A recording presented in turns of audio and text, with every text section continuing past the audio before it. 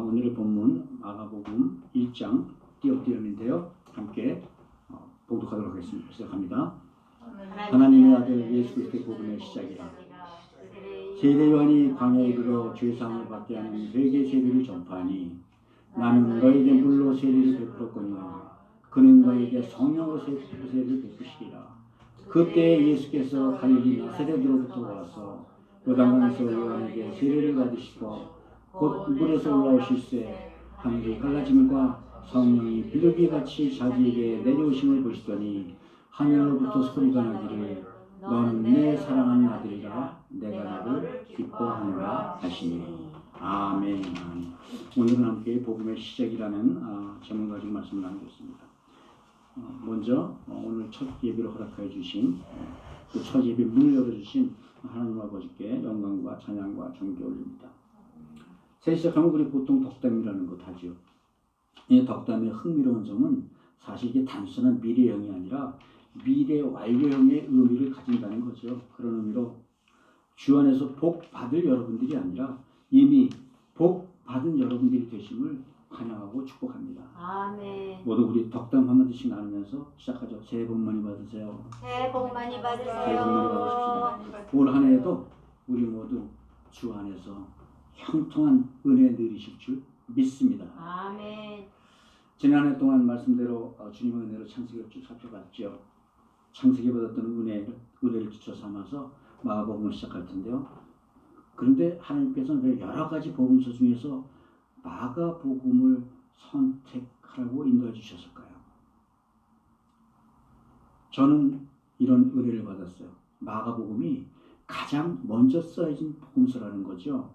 복음서는 예수님이 누구신지 또 어떤 일을 하셨던지 거기에 대한 일종의 예수님의 일대기 또는 증언 기록이잖아요. 그렇다면 처음 쓰였다는 마가복음에는 가장 인간다운 생활인 예수 그리스도의 진면목이 고스란히 놓아있지 않겠어요.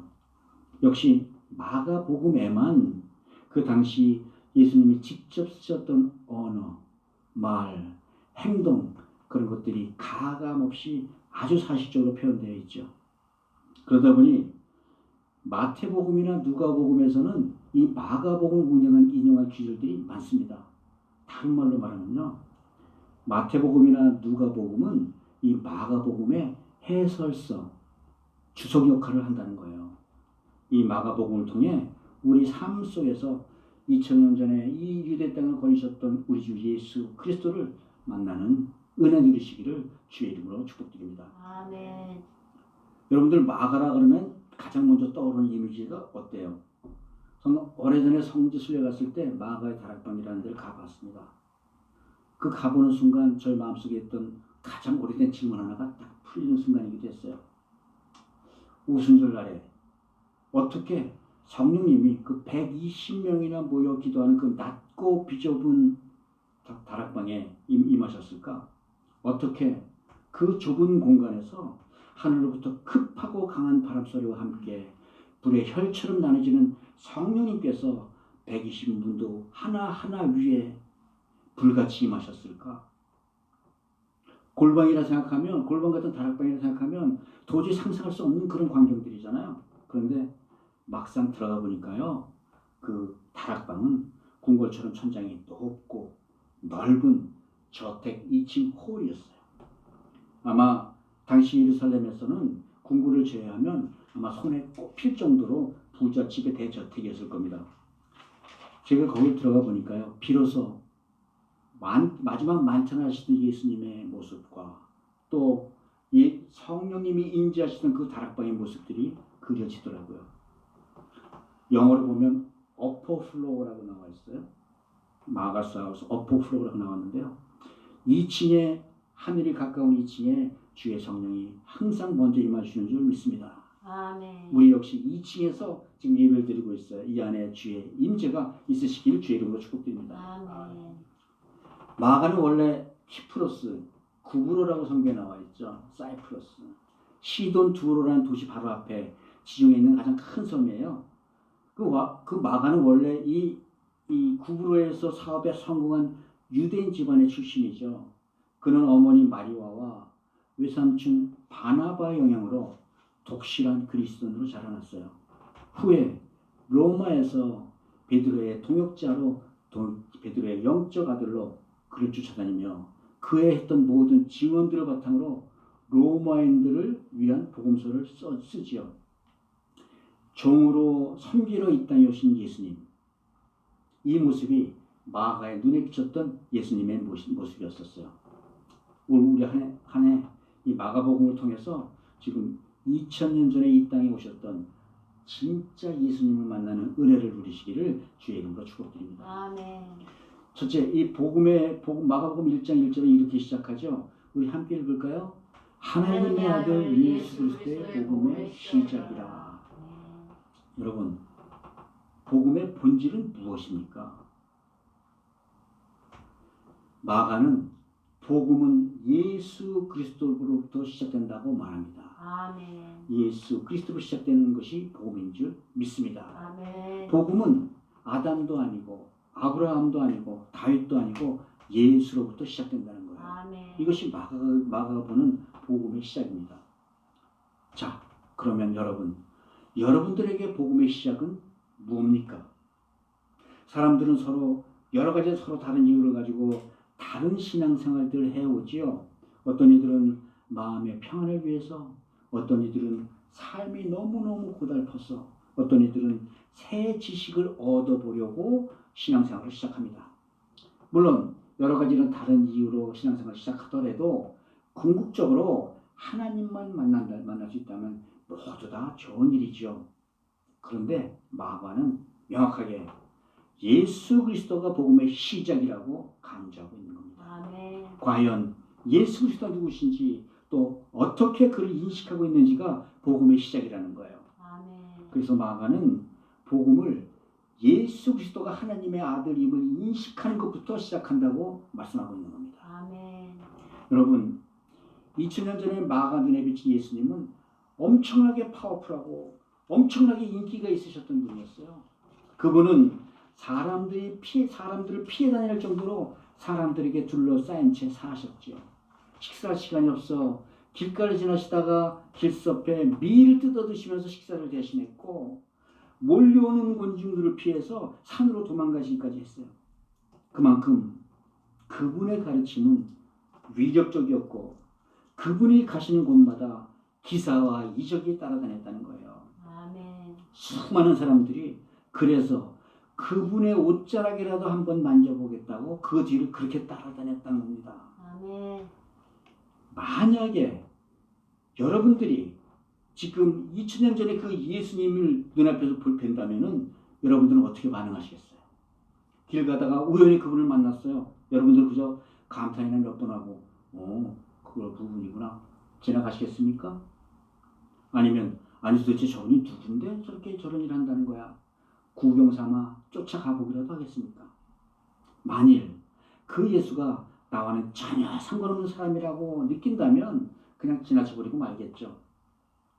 그런데 혹시라도 그 예수가 하나님의 아들이라는 소문을 들었다면 그래도 그냥 무심코 지나쳐버리고 마시겠습니까?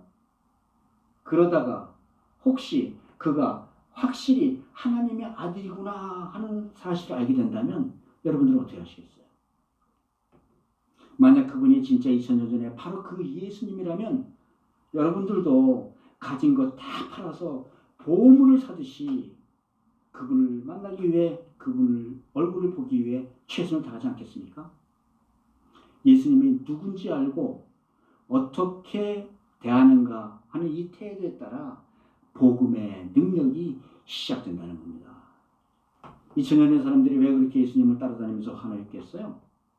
예, 그들은 예수님이 바로 하나님의 아들 메시아라는 확신이 있었으니까요. 아멘. 오직 예수님만이 우리 여러 환난 중에 인생사 어려움 중에 건져주시고 구원해주실 분이라고 믿었으니까요. 아멘. 다른 말로 하나님의 아들 되신 예수만이 하나님께서 우리 인간을 처음 만들었을 때 아직 인간이 죄를 짓기 전에 에덴 동산에서 부족함이 없이 살았던 그때처럼 우리를 회복시켜줄 능력이 있으신 분이라고 믿으니까요. 아멘.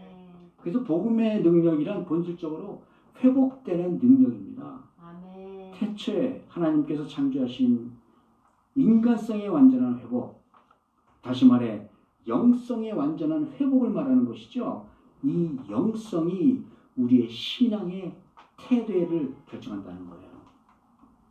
나는 정말로 올바른 태도로 하나님과 하나님의 아들에 대해 믿고 섬기는가? 혹시 믿는다면서도 아직도 내 기준으로 믿고 이를 섬기며 살고 있는 것은 아닌가? 이 태도로 내 믿음이 시작이 되고 이 태도로 복음의 능력이 나타나고 이 태도로 내 인생이 회복된다는 겁니다. 아멘. 그러므로 여러분, 복음의 시작은 내가 하나님과 그 아들을 어떤 태도로 믿고 섬기는가에 따라 달려있다는 거예요. 이것이 바로 여러분 복음의 시작이고 회복이 시작이 되는 줄 믿습니다. 아멘.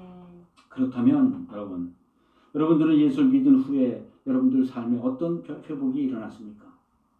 정말 여러분들에게도 2000년 전에 예수를 만났던 그때 그 사람들에게 일어났던 그런 삶의 변화가 일어나셨습니까? 아멘. 하나님은 약속하셨죠. 2000년 전이나 지금이나 예수님은 예수를 믿는 자 안에서 영원히 성령님으로 살아계셔서 언제나 그때와 마찬가지의 동일한 회복을 이루어주시겠다고 약속하셨어요. 또 우리도 믿습니다. 지금도 예수를 나의 주요 구세주로 믿고 내가 섬기기만 하면 2000년 전에 예수님께서 이 땅에 이루셨던 그 모든 일들이 그냥 그대로 우리 안에서 지금 그대로 이루어지게 하여 주신다는 그 자체를 믿고 있다는 겁니다. 아멘. 2000년 전에 예수님이 행하셨던 그 복음의 능력이 2024년도를 살아가는 우리 삶 가운데 경험되어지고 드러나기를 주의 이름으로 축복드립니다. 아멘. 그런데 만약에 그렇지 않다면 무엇이 잘못되었을까요? 그래야 되는데 내 삶이 그렇지 못했다면 어디가 잘못되어 있을까요? 여러분, 우리가 예배하거나 묵상하면서 얻는 가장 큰 유익이 무엇인지 아세요? 바로 예배와 묵상, 기도를 통해 2000년 전 유다 땅을 거니셨던 그 예수님을 직접 눈으로 대면한다는 그런 일이죠. 여러분, 예배나 말씀을 묵상하는 기도하는 시간들이 무슨 예수님에 대한 지식을 얻는 순간만이 아니라는 겁니다. 예배나 묵상이 더욱더 중요한 이유는 그 가운데 2000년 전에 그 예수님이 성령으로 살아계셔서 우리 안에서 역사하신다는 사실이에요. 아멘. 다시 말해 예배나 묵상 중에 성령의 역사로 2000년 전에 그 예수님을 우리가 얼굴로 대면하고 있다는 것입니다. 아멘. 여러분, 우리가 예수님을 대면하는 이유가 예수님으로부터 직접적인 회복의 역사를 경험하고 누려보려고 하는 것 아닙니까? 우리가 예수를 다시 대면해야 우리 안에 그 2000년 전에 유다 백성들이 가졌던 그 흥분과 감격들로 인해서 회복의 역사가 다시 시작된다는 거예요. 아멘. 그런데 예배를 드려도 묵상을 해도 기도를 해도 그저 건성건성 쫓아다니면 하나님의 회복의 역사는 절대로 일어나지 않는다는 거예요. 이미 우리 안에는 2000년이라는 세월이 지난 사이에 우리도 모르는 사이에 어느덧 습관적인 신앙생활이라는 것이 자리 잡았다는 거예요. 여러분, 당시 사두개인이나 바리새인들이 왜 예수님을 하나님의 아들로 못 알아봤는지 아세요? 그들은 진짜 하나님 대신에 자기 마음속에서 습관적인 하나님을 만들고 그 하나님을 바라보았기 때문인 거예요. 흠 있는 양으로 제물을 드리면서도 그들의 양심의 가책을 느끼지 못했습니다. 하나님을 하나님으로 대접하여 모시기보다는 눈속임에도 괜찮을 정도의 하나님으로 여겼다는 거예요. 진짜 하나님 대신 자기들이 편리하게 자기들 상황에 맞춰 조작한 그 습관적인 하나님, 그래서 그들은 그 하나님이 가짜인 줄도 몰랐다는 거예요. 그런 그들에게 무슨 복음이 들리고 무슨 회복이 일어나겠습니까? 마찬가지로 우리 안에도 그런 습관적인 종교성이 있다는 거예요. 오래전부터 습관적으로 해오는 신앙생활, 점점 예수님을 만났던 감격은 이루어져 버리고 이미 내 안에 딱딱히 굳어져 버린 종교 시스템에 의지하는 생활, 교리에 맡겨진 종교 생활, 무조건 주일 성수만 하면 양심의 가책으로부터 해방되는 신앙생활. 여러분, 흠이 떨어도 헌금만 하면 되지. 그런 마음의 태도를 하나님은 기뻐하지 않으신다는 거예요. 결국 우리가 우리 마음을 지켜내지 못하면 복음의 역사, 회복의 역사는 시작조차 할 수 없다는 겁니다. 성경은 이 마음을 지키는 순종에 대해서 3일 15절에서 이렇게 이해하죠. 순종이 제사보다 낫고 듣는 것이 순양의 기름보다 나으니. 아멘. 순종이 예배보다 낫고 기도하고 말씀을 묵상하는 것이 순양의 기름보다 나으니. 예수 그리스도의 복음을 대면할 때 우리 안에 살아계시는 성령님의 회복이 능력이 나타나는 줄 믿습니다. 아멘. 사랑하는 성도 여러분, 이래서 복음의 본질은 살아계신 예수 그리스도로부터 나오는 능력이에요. 그러므로 이 복음의 능력은 회복의 능력이고 살아계신 예수 그리스도를 만나면서부터 시작되는 줄 믿습니다. 아멘. 오직 우리 마음을 다하여 주님을 주님으로 섬기는 마음의 태도가 우리에게 회복을 가져다 주는 줄 믿습니다. 아멘. 주님을 향한 마음을 지키고 복음의 능력을 내 삶 속에서 경험하는 그런 은혜 누리는 우리 모두가 되시기를 주의 이름으로 축복드립니다. 아멘. 두 번째가요. 복음은 어떤 조건이 있다는 거예요. 회복의 조건이 있다는 거예요. 자, 여러분, 우리가 복음을 아무리 지식적으로 잘 배웠어도 살아계신 예수님이 아니라 습관적인 예수님을 대하듯이 복음을 똑같이 대한다면 복음의 회복의 능력은 발휘하지 않겠다고 말씀드렸죠. 즉 우리가 예수를 대하는 태도가 바르지 못하면 회복의 능력이 나타나는 게 아니라는 겁니다. 그러면 무엇이 우리를 예수 그리스도의 복음 앞에 바로 서지 못하게 했을까요? 우리 4절 함께 있습니다. 시작합니다. 세례 요한이 광야에 이르러 죄사함을 받게 하는 회개의 세례를 전파하니. 여러분, 성경은 우리가 예수 그리스도 앞에 바로 서지 못하게 하는 것, 그런 마음의 태도를 죄라고 설명합니다. 예수 그리스도를 하나님 아들로 못 믿거나 아니면 적당히 변형해서 믿으려는 이 마음의 태도를 말하는 거죠. 그래서 복음의 회복의 능력을 발휘하려면 먼저 이 불신앙의 죄부터 사함을 받아야 된다는 거예요. 어떻게 받냐고요? 그래서 하나님은 죄사함을 받게 하시려고 세례 요한을 먼저 이 땅에 보내주셨다는 겁니다. 하나님은 모든 백성들이 구원을 얻으려면 먼저 죄사함이 필요하다라는 것을 말씀하고 계시는 거예요. 그래서 세례 요한을 먼저 보내셔서 백성들의 죄사함을 받게 하는 이 회개의 물세례를 담당케 하여 주신 것입니다. 그러므로 이 죄사함을 받게 하는 회개 물세례가 궁극적인 뭐라고요? 궁극적으로 뭐라고 그러는 거예요? 예, 그 하나님과 그 아들에 대한 잘못된 태도로서 돌이키는 것, 그것이 회개인 줄 믿습니다. 그래서 우리가 예수를 만나서 얻어지는 이 회복, 구원을 얻으려면 먼저 준비해야 될 것이 있다는 거예요. 그것이 바로 세례 요한이 행했던 회개 물세례. 세례 요한은 유다 백성들을 향하여 이렇게 외쳐요. 주의 길을 준비하라. 그가 오실 길을 곧게 하라. 여기서 세례 요한은 예수를 만나 회복을 얻기 위해서는 먼저 두 가지를 준비하라고 말씀하시는 겁니다. 첫째로 백성들은 누구든지 세례 요한의 이 죄사함의 부르심을 들으면 그 앞에 나오라는 거예요. 만약 불렀는데도 듣고 나오지 않으면 복음이 시작되지도 않죠. 회복도 일어나지 않는다는 거예요. 이런 개인적으로나 교회적으로나 다 마찬가지예요.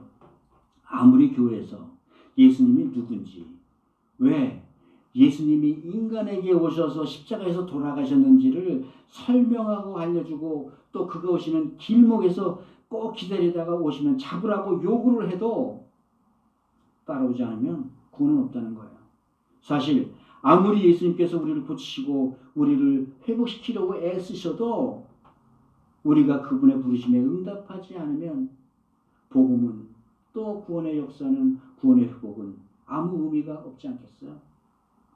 세례 요한이 부르고 또 예수님이 불러도 그 부르심에 예스 아멘 하고 따라 나가지 않으면 아무 일도 우리 인생에 일어나지 않는 것은 너무나 당연한 이치라는 겁니다. 예수님의 부르심을 들었을 때 내가 여기 있나이다 응답하고 따라가는 우리 모두가 되시기를 주의 이름으로 축복드립니다. 아멘. 또 다른 하나는 우리에게는 죄의 문제가 있다는 거예요. 복음으로 회복을 누리려면 먼저 자기의 죄를 회복하지 않으면 구원의 회복을 누릴 수 없다는 겁니다. 구원은 죄의 문제가 해결되지 않았는데 그냥 어느 날 갑자기 기적처럼 땅 하고 나한테 떨어지는 그런 일이 아니라는 거예요.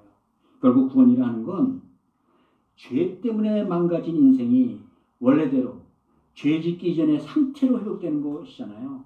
그런데 내가 이 죄에 대한 깨달음과 돌이킴이 없다면 어떻게 회개가 일어날 수가 있겠습니까? 사실 따지고 보면 혹시 어려움을 겪는다면 지금 내가 처해 있는 이 공경도 따지고 보면 내 죄 때문에 시작해서 그 결과로 벌어진 일이 아니겠어요. 결국은 이 죄로부터 돌이키는 회개 없이는 구원의 회복은 불가능하다는 겁니다. 그래서 하나님께서 예수님이 오시기 전에 먼저 회개하고 메시아를 기다리라고 세례 요한을 먼저 이 땅에 보내시고 예고하여 주신 것입니다. 주의 길을 준비하라. 그가 오실 길을 곧게 하라. 그러니까 길이 곧게 나 있지 않으면 예수님께서 오시더라도 그가 하나님 아들인지 못 믿는다는 거예요. 마음이 이렇게 꼬불탕꼬불탕 해가지고는 거기엔 아무런 기적이 일어날 수 없다는 거예요. 회복이 일어날 수 없다는 거죠. 성경은 에스겔서 36장에서 이렇게 말하잖아요. 굳은 마음을 제거하고 부드러운 마음을 줄 것이며 아멘. 회개를 통하여 꼬불꼬불하게 꼬였던 우리의 마음도 주를 향해 곧게 펴질 줄 믿습니다. 아멘. 기억하세요, 여러분. 복음의 회복의 능력은 죄를 회개하고 예수님의 부르심에 따를 때 시작하는 겁니다. 그리고 회개는 하나님과 그 아들에 대한 마음의 섬김의 잘못된 태도에서 돌이키는 것이 회개라는 거예요. 잘못된 태도가 뭐냐고요?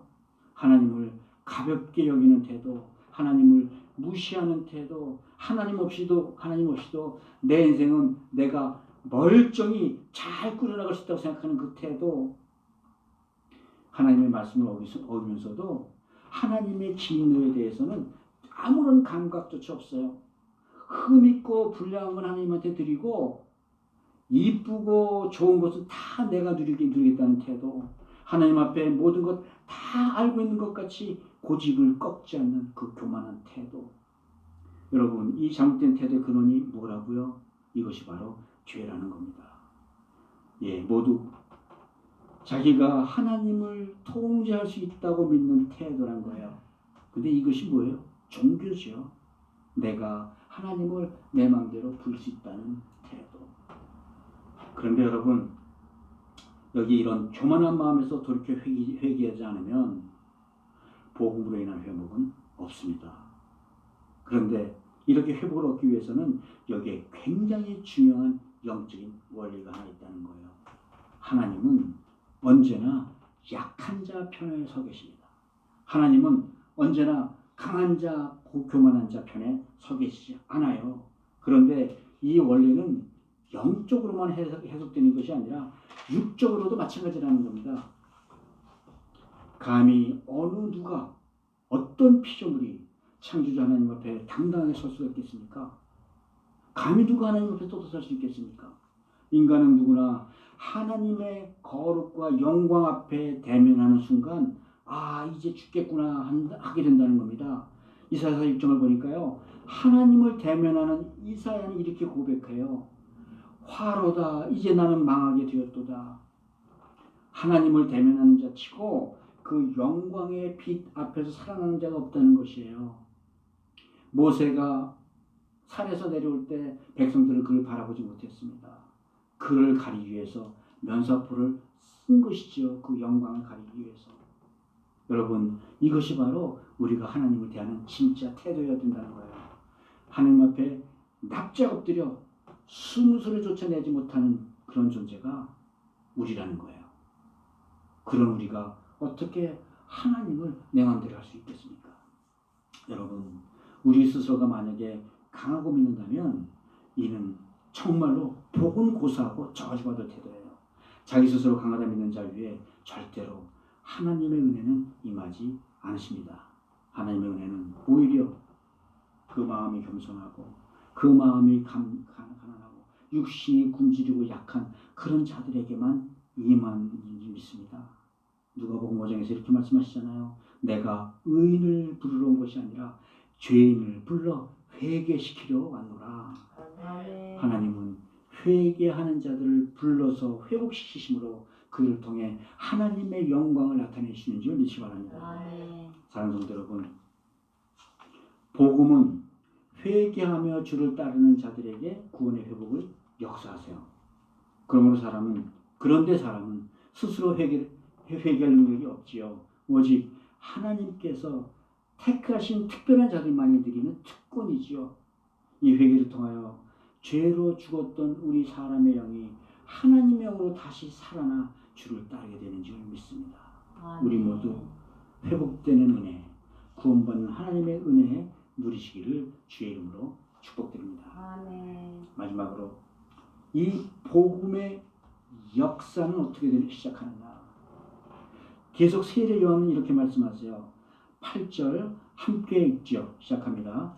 나는 너희에게 물로 세례를 베푸거니와 그는 너희에게 성령으로 세례를 베푸시리라. 성령으로 세례를 베푸시리라. 여기서 그는 자기 뒤에 오실 메시아 예수를 말씀하는 거죠. 예, 물 세례로 제사함을 받고 나면 내 뒤에 오시는 메시아가 너에게 성령으로 세례를 베푸신다는 거예요. 여러분, 아직 예수님이 살아계신 이 시대만 하더라도 성령님의 독자적인 활동이 그렇게 활발하지 않으셨었어요. 구약시대의 선지자들에게나 임했던 이 성령님이 일반 백성들에게도 임할 것이라고 그런 예언은 많이 있었지만 아직 성령님이 백성들에게 임하셔서 무엇을 하실지 명확하게 알려주질 않으셨어요. 그때까지만 해도 몰랐다는 거예요. 예수님은 제자들에게 다락방에서 마지막 만찬을 하시던 날 밤에 성령님이 무엇을 하실지 이렇게 말씀해 주시죠. 요한복음 14장 보혜사 곧 하나님께서 내 이름으로 보내실 성령 그가 너에게 모든 것을 가르치고 내가 너에게 말한 모든 것을 생각나게 하시리라. 아멘. 요한복음 16장 진리의 성령님이 오시면 그가 너희를 모든 진리 가운데로 인도하시리니 그가 스스로 말하지 않고 오직 우리한테 들은 것에 대하여 말하며 장래일을 너에게 알려주시리라. 아멘. 요한복음 16장 그가 와서 죄에 대해서 의에 대해서 심판에 대해서 세상을 책망하시리라. 아멘. 이게 무슨 말씀이에요? 예수님은 이 말씀을 하시기 전에 이미 제자들에게 자기가 죽게 될 것이라고 예고하셨어요. 그래서 자기가 죽으면 더 이상 너희를 이렇게 알려줄 수가 없으니 도와줄 수가 없으니 대신 성령님을 보내셔서 성령님이 알려주시겠다고 말씀하시는 거예요. 그래서 그 성령님이 너희 마음 안에 들어오셔서 내가 너희들에게 가르치던 모든 것을 생각나게 도와주시겠다는 겁니다. 다시 말해 예수님이 살아계셨을 때 행하셨던 모든 일들을 성령님께서 오시면 그대로 재현하셔 줄 것이라는 거예요. 이것이 성령의 세례를 받으면 이렇게 된다는 겁니다. 그러므로 성령 세례를 받은 자들은 이제 더 이상 육체로 오신 예수님을 대면할 수는 없지만 이제는 영으로 오신 예수님을 2000년 전에 예수님을 대면하듯이 성령님을 통해 예수님을 대면하게 될 거란 겁니다. 아멘. 그러므로 성령님을 대면한다는 것은 바로 2000년 전에 예수님께서 실제적으로 행하셨던 그 복음의 감격과 내 안의 변화의 역사가 그대로 나로 하여금 경험되어지고 드러나게 된다는 거예요. 아멘. 올해에는 이런 복음의 역사가 우리 모두의 마음 안에서 살아 경험되어지고 숨쉬어지기를 주의 이름으로 축복드립니다. 아멘. 그러면 이 성령님을 통한 이 복음의 역사가 어떻게 구체적으로 일어나느냐? 8절, 9절, 10절 우리 함께 읽습니다. 시작합니다. 그때 예수께서 갈릴리 나사렛으로부터 와서 요단강에서 요한에게 세례를 받으시고 곧 물에서 올라오실새 하늘이 갈라짐과 성령이 비둘기같이 자기에게 내려오심을 보시더니 하늘로부터 소리가 나기를 너는 내 사랑하는 아들이라 내가 너를 기뻐하노라 하시니. 예수님께서 물세를 마치고 그 물에서 일어서 올라오셨을 때 하늘로부터 성령 세례가 임했다는 거예요. 이는 우리가 성령 세례를 받으면 하늘로부터 복음이 임할 거라는 의미입니다. 사실 예수님은 구태여 물 세례를 받으실 필요도 없으신 분이시죠. 왜? 죄가 없으신 분이니까. 왜? 하나님이시니까. 그런데 왜 물 세례를 받았냐고요? 우리 죄인들에게 죄사함의 길을 열어주시려고 하나님의 말씀에 순종하는 그 본을 보이심으로써 하나님의 의를 이루시려고 세례를 받으셨다는 겁니다. 아멘. 아멘. 여러분, 예수님은 그 뒤를 따라 성령 세례를 받고자 하는 모든 이들에게 물세례 회개의 길을 열어주신 거예요. 이로써 더 이상 죄사함을 받으려고 짐승의 피로 제사를 필요가 없어졌다는 거예요. 하나님과 하나님의 아들을 마음으로 믿으면 이것이 바로 물세례를 받은 것이고 성령님의 회복의 능력으로 회개의 능력이 이런 자들에게 믿는 자들에게 일어난다는 겁니다.